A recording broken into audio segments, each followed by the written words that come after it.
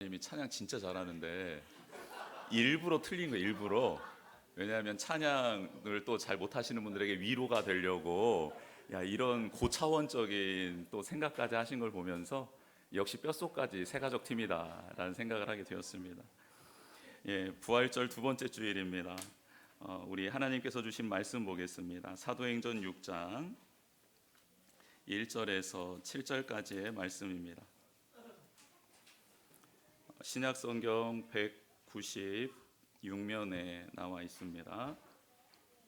사도행전 6장 1절에서 7절까지의 말씀 우리 같이 한 목소리로 읽겠습니다.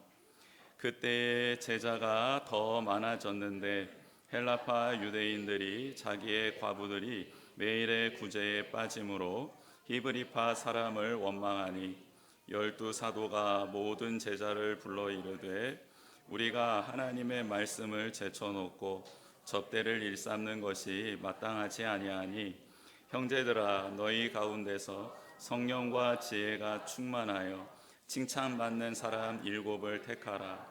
우리가 이 일을 그들에게 맡기고 우리는 오로지 기도하는 일과 말씀 사역에 힘쓰리라 하니 온 무리가 이 말을 기뻐하여 믿음과 성령이 충만한 사람 스데반과 또 빌립과 브로고로와 니가노르와 디몬과 바메나와 유대교에 입교했던 안디옥 사람 니골라를 택하여 사도들 앞에 세우니 사도들이 기도하고 그들에게 안수하니라. 하나님의 말씀이 점점 왕성하여 예루살렘에 있는 제자의 수가 더 심히 많아지고 허다한 제사장의 무리도 이 도에 복종하니라. 아멘. 할렐루야. 네, 보고 싶었습니다. 사랑합니다. 환영합니다라고 옆에 있는 사람과 인사하도록 하겠습니다. 자, 보고 싶었습니다. 사랑합니다. 환영합니다. 네, 저도 물론 그랬습니다. 네, 서로 이렇게 좀 환대해 주시고 환영해 주시고 그렇게 해주셨으면 좋겠습니다. 오늘 기도해 줬던 우리 청년의 기도도 그렇고 오늘 새가족 팀의 찬양도 그렇고 이 시대에 참 위로와 또 돌봄이 필요한 사람들이 참 많이 있는 것 같습니다. 지치지 않은 사람 없고 힘들지 않은 사람이 없는 시대를 살아가고 있는 것 같은데요. 교회에 왔을 때 누군가가 손 잡아주고 또 누군가가 환대해주고 잘 왔노라고 기다렸노라고 보고 싶었노라고 이렇게 말해주며 서로 동성끼리는 좀 안아도 주시고 또 이성끼리는 또 그렇게 친절하게 온몸으로 환영해주는 시간들이 좀 있으면 좋겠다 이런 생각들이 듭니다. 가정에서 그런 어떤 위로와 또 복과 은혜를 누릴 수도 있겠고 또 직장에서도 그럴 수 있겠지만 특별히 교회 안에서 오가는 그 사랑과 축복의 메시지는 하나님의 사랑이 깃들여져 있고 또 말씀이 성령님의 기름 부으심이 있기에 더 놀라운 능력이 나타나게 될 줄 믿습니다. 그렇게 서로를 좀 위로해 주시고요, 격려해 주시고 또 사랑해 주시고 보듬어 주셨으면 좋겠습니다. 한 번 더 이렇게 인사하면 좋겠습니다. 주님이 당신의 힘이 되어 주실 겁니다. 아멘. 하나님은 우리가 복의 사람이 되기를 원하십니다. 교회는 복된 공동체이지요. 복은 무엇일까? 여러 가지로 정의 내릴 수 있겠습니다. 그런데 복을 저는 생명력이라고 표현하고 싶습니다. 생명이 살아나고 생명을 북돋우며 사람을 사람답게 하고 또 주변에 있는 사람들이 생명을 발휘할 수 있도록 해주는 것, 그게 바로 복이다라는 생각이 듭니다. 생명은 하나님께로부터 나오는 것입니다. 다른 어떤 그 무엇으로도 생명은 공급되어지지 않습니다. 생명의 근원은 하나님이신 것이죠. 그래서 우리 안에 하나님의 생명이 충만히 차 있으면 우리는 복된 삶을 살아갈 수 있습니다. 생명의 근원 되신 하나님 안에 거하고 그 하나님과 동행하는 참으로 복된 우리 인생이 되기를 주님의 이름으로 축복합니다. 이렇게 복을 받은 자는 복의 통로가 됩니다. 우리는 나 혼자 잘 먹고 잘 살고 은혜 받고 행복해지기 위해서 하나님으로부터 생명력을 공급받는 게 아닙니다. 사람은 혼자서는 살 수 없습니다. 그래서 하나님은 아담을 만드시고 하와를 창조해 주셨지요. 둘이 함께 하는 게 너무 보기 좋았던 겁니다. 하나님은 우리에게 주신 이 복도 마찬가지로 서로에게 공유되기를 원하고 계십니다. 이렇게 생명의 자원이 하나님의 방법, 말씀을 따라 공유되는 상태를 성경에서는 샬롬이라고 말합니다. 평화라는 것이죠. 하나님이 주시는 평화는 어떻게 만들어지는가?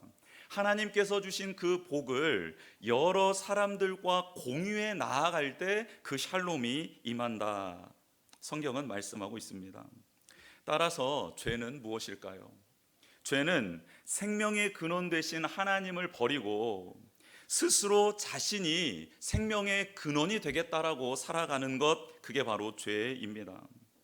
내 안에는 생명이 없는데 마치 내 안에 생명이 있는 것처럼 살아가는 자, 마치 뿌리가 뽑힌 나무처럼 지금은 이파리가 살아있고 꽃이 피어있고 열매가 맺혀 있는 것 같은데 곧 시간이 지남에 따라 말라져가는, 생명이 사라져가는 그런 존재가 바로 내가 생명의 근원이다라고 외치며 살아가는 사람들이라는 겁니다.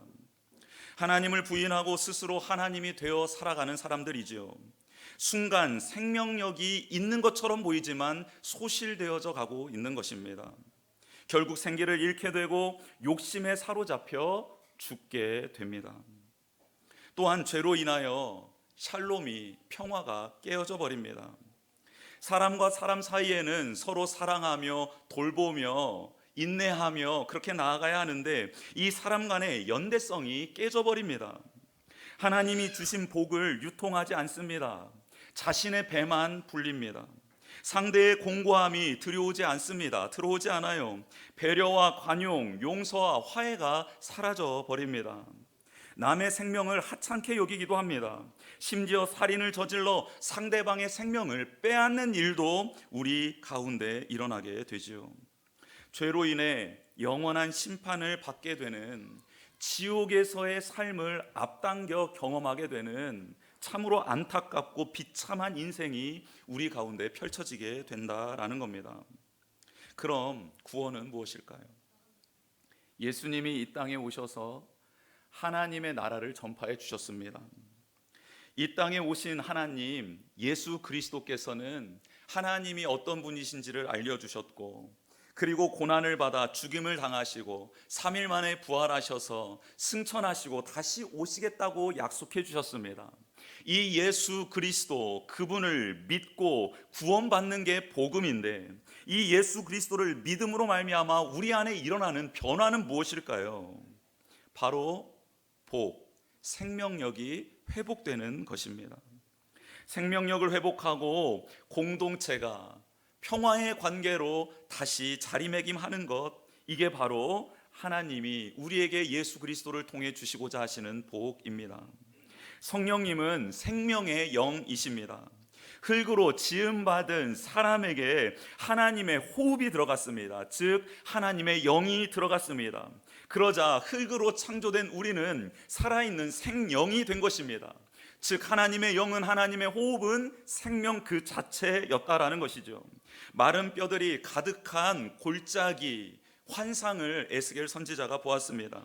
하나님은 성령이 그들 가운데 불어오게 되면, 그들 안에 이 마른 뼈에 불어닥치게 되면 그들이 살아나서 하나님의 군대가 될 것이다 라고 말씀해 주셨고, 실질적으로 에스겔은 그렇게 하나님의 말씀 따라 성령이 사방에서부터 불어 이 마른 뼈에 들어가라라고 외쳤을 때 그 마른 뼈들이 살아나서 하나님의 군대가 되는 것을 보게 되었습니다.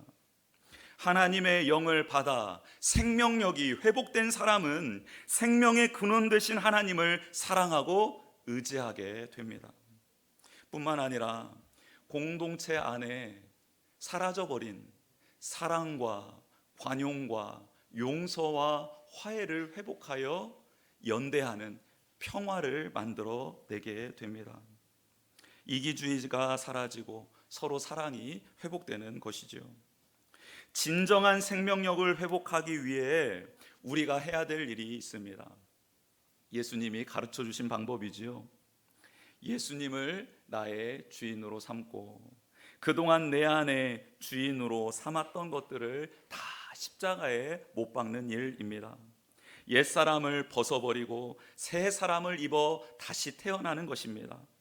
더 이상 죄가 우리에게 왕노릇하지 못하게 그 죄와 맞서는 것이지요.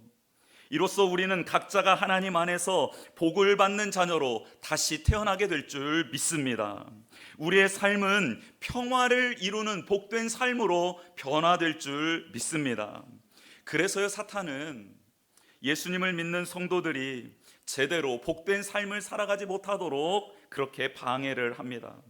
성령님으로 충만하여 생명력을 얻어 복된 사람으로 살아가던 성도들과 그리고 평화의 공동체를 무너뜨릴 계획을 마귀 사탄은 세운다라는 것이죠.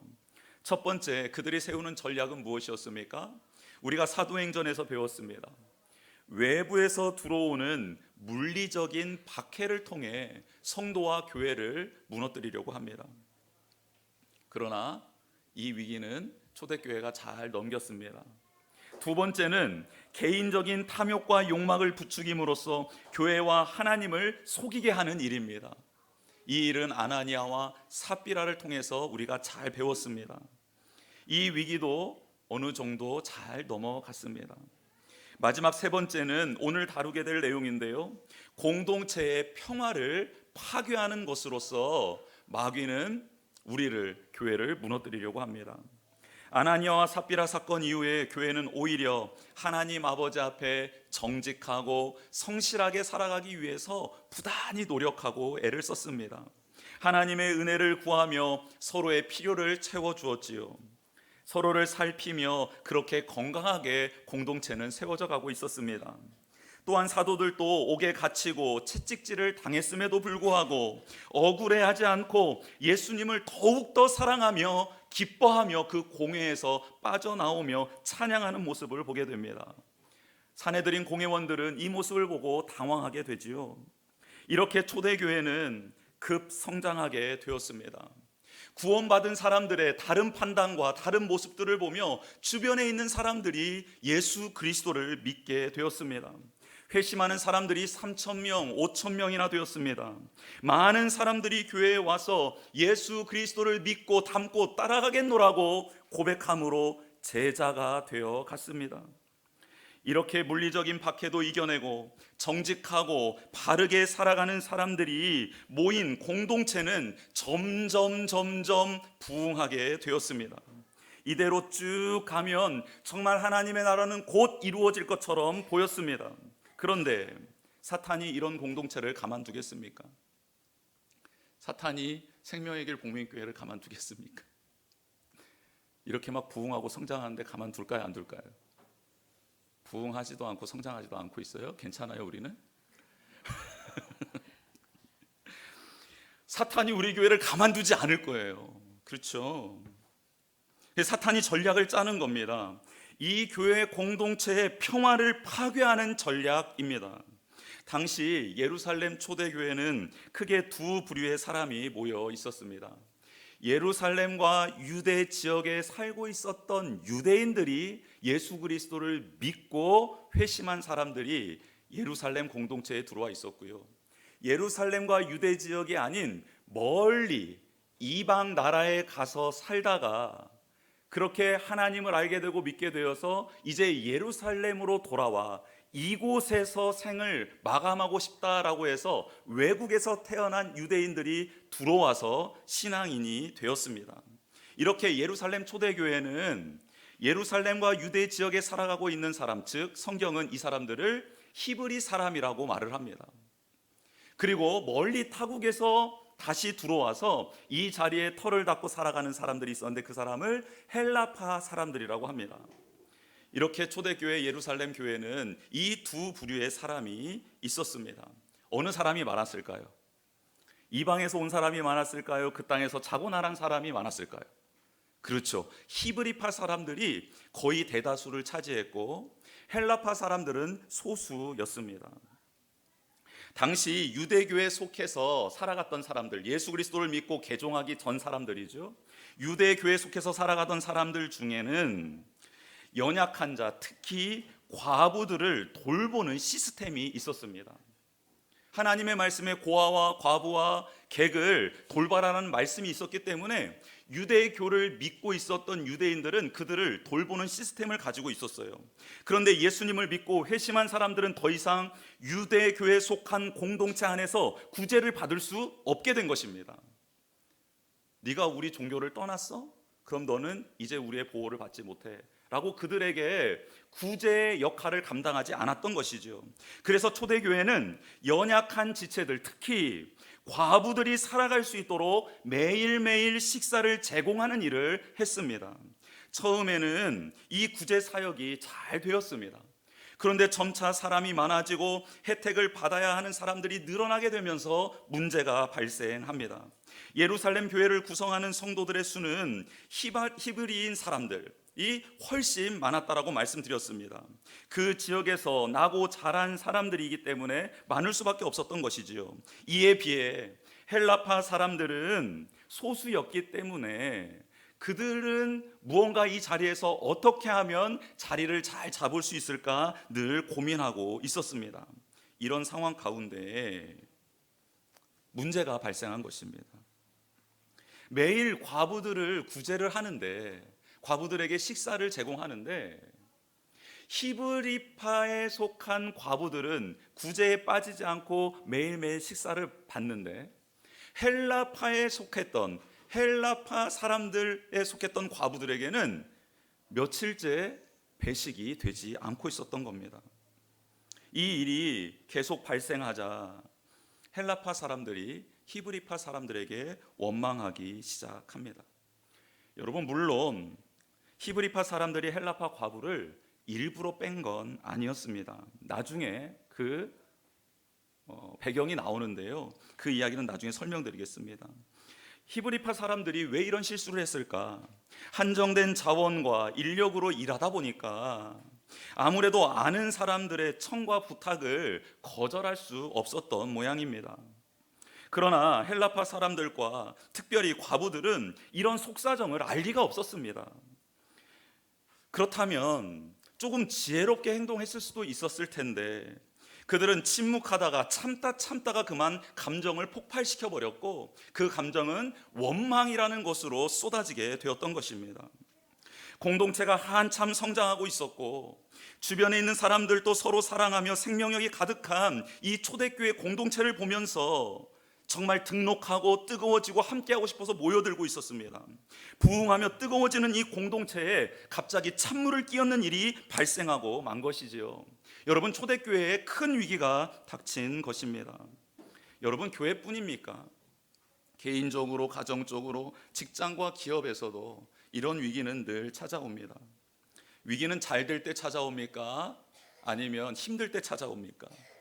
힘들고 지쳤을 때에는요, 위로가 찾아옵니다. 그런데 꼭 잘 나갈 때 위기가 찾아오는 것이죠. 위기는 문제가 아닙니다. 왜냐하면 위기는 언제든지 오기 때문이죠. 문제는 위기를 어떻게 대처하느냐입니다. 사도들은 위기를 어떻게 대처합니까? 말씀을 통해 우리가 그 지혜를 얻기를 원합니다.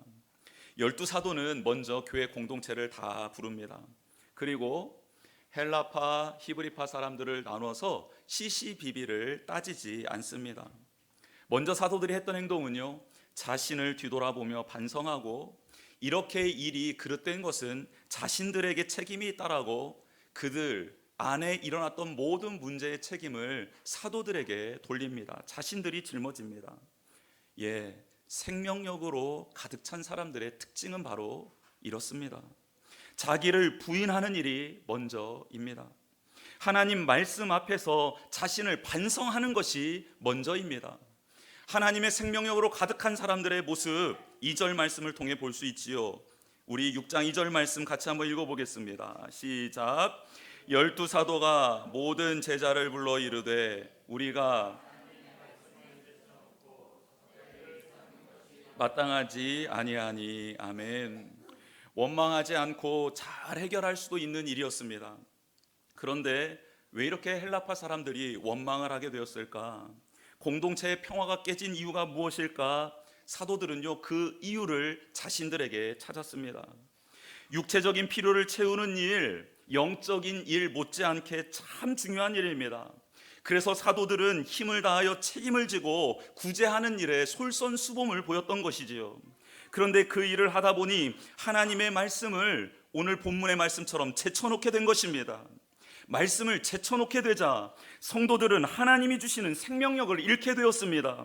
과거의 자신의 모습으로 회귀하게 된 것이지요. 사도들은 이 현상을 보며 먼저 영적 진단을 내린 것입니다. 하나님이 주신 생명으로 풍성했다면 이런 결과가 나오지 않았을 텐데, 히브리파 사람들에게 가서 지혜롭게 물어봤을 텐데, 이야기로 풀을 수 있었을 텐데, 양보할 수 있었을 텐데, 한 번 더 설명할 수 있었을 텐데, 그리고 이들을 챙겨줄 수 있었을 텐데, 왜 이게 원망으로 표출되었을까? 그들 안에 하나님의 생명력이 사라졌기 때문입니다. 그래서 사도들은 공동체를 다시 하나님의 말씀과 기도로 세워야 되겠다라고 결정합니다. 이 위기를 통해 하나님의 거룩한 메시지를 받아들인 것이지요. 구제하는 일 너무너무 중요한데 너무 사람이 많아져서 이제는 우리가 이 일을 책임지고 하는 것이 아니라 공동체 안에서 우리를 대신해 이 중요한 일을 책임질 사람을 사명자로 세워야겠다라는 지혜를 하나님께로부터 얻게 됩니다. 사도들은 자신들의 권위를 다 내려놓습니다. 그리고 자신들이 지명한 사람들을 세우는 게 아니라 교회가 이 일을 통해 성장하기를 원하는 마음으로 성령 안에서 하나 된 공동체가 역량을 키워나가기를 원하는 마음에 그들 스스로 지도자를 한번 세워보라고, 사역자를 세워보라고 부탁합니다. 단 조건이 있었습니다. 성령과 지혜가 충만하여 칭찬받는 사람으로 7명을 뽑으라라고 조건을 제시합니다. 성령 충만한 사람은 누구입니까? 하나님의 영으로 충만한 사람이 성령님으로 충만한 사람이지요. 하나님이 주신 생명력으로 가득 찬 사람을 의미합니다. 이런 사람은 하나님과의 관계 속에서 자신을 성찰할 줄 아는 사람입니다. 자신을 부인할 줄 아는 사람입니다. 예수 그리스도를 닮고 따르려 애쓰는 사람이 성령님으로 충만한 사람인 것이죠. 그렇다고 이렇게 성령님으로 충만한 사람이면 다 되느냐? 아닙니다. 지혜가 충만한 사람이어야 합니다. 이 지혜가 충만한 사람은 실질적으로 일을 감당할 능력을 가진 사람을 의미합니다. 지혜가 있어야 된다는 거예요. 여러분, 악기를 전혀 다룰 줄 모르는 사람에게 슈브 찬양팀 세션으로 섬겨달라고 하면 그분이 마음이 편할까요? 괴로울까요? 편할까요? 힘들겠죠. 그렇죠? 그렇습니다. 그 자리의 역할을 감당할 수 있는 사람을 세우는 것이 모두를 위한 길인 것이죠. 마지막으로는 칭찬받는 사람이어야 합니다. 이는 공동체 안팎에서 인정받는 사람을 고르라는 것이에요. 하나님과의 관계 중요합니다. 개인적인 자질, 이것도 너무 중요합니다. 그런데 마지막으로 중요한 것이 있으니 공동체와의 관계를 두루두루 살펴서 일꾼을 정하라고 안내를 해준 것입니다. 여러분, 이 세 가지는 우리 자신을 점검하는 귀한 말씀이기도 합니다. 그러자 공동체 안에 놀라운 일이 일어납니다. 온 무리가, 교회 모든 성도들이 이 말을 듣고 기뻐합니다. 왜 기뻐했을까요? 먼저 사도들은 그 어느 편도 들지 않고 자신의 잘못이라고 그 모든 공동체 앞에서 시인하며 영적인 처방을 내렸기 때문입니다. 그리고 행정적으로도 보완해야 될 지침을 정확하게 줍니다. 그 과정에서 자신들의 권력을 남용하지 않습니다. 자신들은 한 걸음 두 걸음 물러서지요. 공동체를 신뢰하며 그들에게 맡겨둡니다. 이런 모습을 보며 그들은 기뻐했다라고 성경은 말씀하고 있습니다. 그렇다면 정말 이 공동체의 수준은 어떤 수준일까요? 그들이 뽑은 7명의 사람들을 보면 알 수 있습니다. 여러분, 다시 제가 말씀드렸던 걸 상기해 보십시오. 지금 예루살렘의 초대교회 공동체 구성원들은 어디에 속한 사람들이 많다고 했습니까? 히브리파 사람들이 많다고 했습니다. 그런데 오늘 7명의 사명자로 뽑힌 이 집사들은 모두가 다 헬라파 사람들입니다. 분명 히브리파 사람들이 다수를 차지하고 있었던 공동체입니다. 히브리파 사람 중에서도 성령과 지혜가 충만하고 사람들에게 칭찬받고 있는 사람들이 부지기수로 있었을 것입니다. 그런데 사도들을 도와 구제 사역을 했던 히브리파 사람들은 일부러 자신들은 한 걸음 뒤로 물러납니다. 헬라파 사람들을 다 그 사명자로 세워줍니다. 왜 그랬을까요? 헬라파 사람들의 원망을 들으면서 그들의 힘듦을 인식했기 때문입니다. 아, 그동안 우리가 배려한다고 했는데 이런 부족함이 있었구나. 그렇다면 소수인 이들이 책임자로 서고 우리가 그동안 도왔던 그 스킬을 가지고 이들을 서포트하면 이들이 헬라파 과부들을 더 잘 알 것이고 우리는 노하우를 가지고 있으니 이렇게 교회가 든든히 서갈 수 있겠구나라고 히브리파 사람들이 스스로 결정한 것입니다. 여러분, 지도자로 세워진 사람이 성령 충만, 지혜 충만, 칭찬받는 사람이라고 한다면 이렇게 공동체를 생각하며 그들을 지도자로 세운 이 히브리파 사람들은 그들보다 훨씬 뛰어난 성령의 사람이요, 지혜로운 사람이요, 칭찬받는 사람이라는 것이 증명되는 것 아니겠습니까? 여러분, 유유상종이라는 말이 있습니다. 예쁜 사람 옆에는 분위기가 왜 이렇게 갑자기 다운됐어요? 멋있는 사람 옆에는 멋있는 사람, 예쁜 사람 옆에는, 그래서 우리 교회는 멋있지 않고 예쁘지 않으면 못 들어옵니다. 그런 건 아니고요. 유유상종이라는 말이 있어요. 여러분, 공동체의 수준은요, 리더십들이 어떤 사람인지, 그리고 그 리더십들을 어떻게 뽑고 존경하며 따르는지, 이걸 보면 그 수준을 알 수 있습니다. 헬라파 사람들은 히브리파 사람들이 악의적으로 헬라파 과부들을 구제해서 뺀 것이 아님을 그제서야 깨닫게 됩니다. 원망했던 것을 부끄럽게 여깁니다. 이게 바로 하나님의 생명력이 풍성한 교회의 모습입니다. 공동체를 무너뜨리려고 달려드는 사탄의 공격을 받고 그들의 전략을 깨부술 수 있는 방법이 바로 여기에 있습니다. 이렇게 공동체가 선택한 사람들에 대해서 사도들은 왈가왈부하지 않습니다. 그대로 인정해 줍니다. 그들의 선택을 존중합니다. 그러나 한 가지 일을 더 하지요. 그 일은 사역자로 세워지기 전에 기도하고 안수하는 일이었습니다. 이는 그들을 하나님께 위탁하는 것이죠. 그들은 아마도 이렇게 기도했을 것 같습니다. 하나님, 우리 교회가 이 사람들을 세웠습니다. 성령과 지혜가 충만하고 칭찬받는 사람들로 세웠습니다. 그러나 하나님 앞에서 우리의 한계를 고백합니다. 우리의 선택과 판단은 늘 오류가 있음을 고백합니다. 하나님께서 이 시간 임재하여 주셔서 이들을 온전히 세워 주시옵소서. 우리가 보지 못한 부분, 연약한 부분, 제거해야 될 부분 또한 있을 줄 압니다. 그러니 하나님 이 시간 만져 주시옵소서. 하나님의 생명력으로 이들을 풍성하게 채워 주시옵소서라고 기도했을 것 같습니다. 그렇죠. 우리의 눈은, 우리의 시선은 한계가 있기 때문입니다. 이렇게 위기를 극복하고 죄에 사로잡혀 망가지지 않는 공동체에게 무슨 일이 일어납니까? 그 일이 바로 7절에 기록되어져 있습니다. 우리 7절 말씀 같이 읽어보겠습니다. 하나님의 말씀이 점점 왕성하여 예루살렘에 있는 제자의 수가 더 심히 많아지고 허다한 제사장의 무리도 이 도에 복종하니라. 아멘. 하나님의 말씀이 점점 왕성해집니다. 분명히 이 교회 공동체 안에는 구제의 문제가 있었습니다. 그렇다면 구제의 형평성이 회복되었다라는 말씀이 나와야 하지 않겠습니까? 문제가 해결되자 공동체가 더 성장해야 됐다라고 말씀에 기록되어야 하지 않을까요? 그런데 성경은 정확하게 말씀합니다. 하나님의 말씀이 흥왕하였다. 즉 하나님의 말씀을 듣는 성도들의 자세가 달라졌고 그 말씀 안에 담긴 하나님의 능력을 경험하게 되었고 말씀이 삶 속에 살아 역사하는 공동체가 되었다라고 표현하고 있습니다. 이렇게 되자 예수님을 닮고 따르겠다며 다짐하는 사람들이, 결단하는 제자들의 수가 심히 많아집니다. 무리가 많아지는 것이 아니라 제자가 많아집니다. 공동체의 위기 앞에 자신을 말씀에 비추어 뒤돌아보며 책임을 가지고 책임질 사람들이 많아진 것이지요.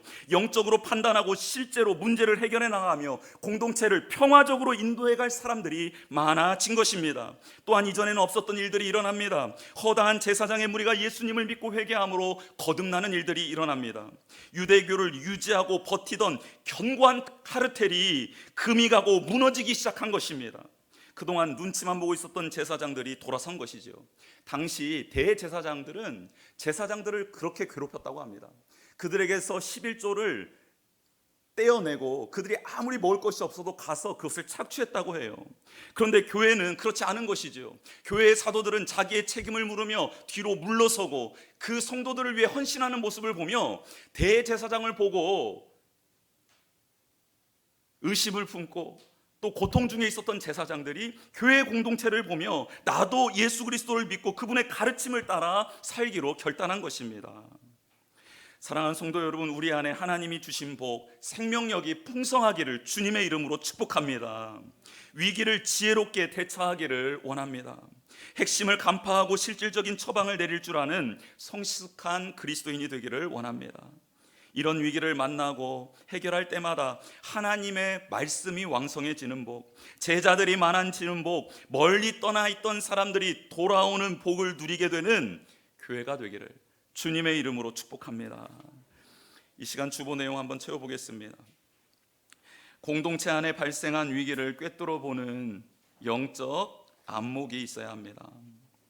성령님과 지혜로 충만하고 칭찬받는 성도가 되어 예수님의 몸된 교회를 든든히 세워갑니다.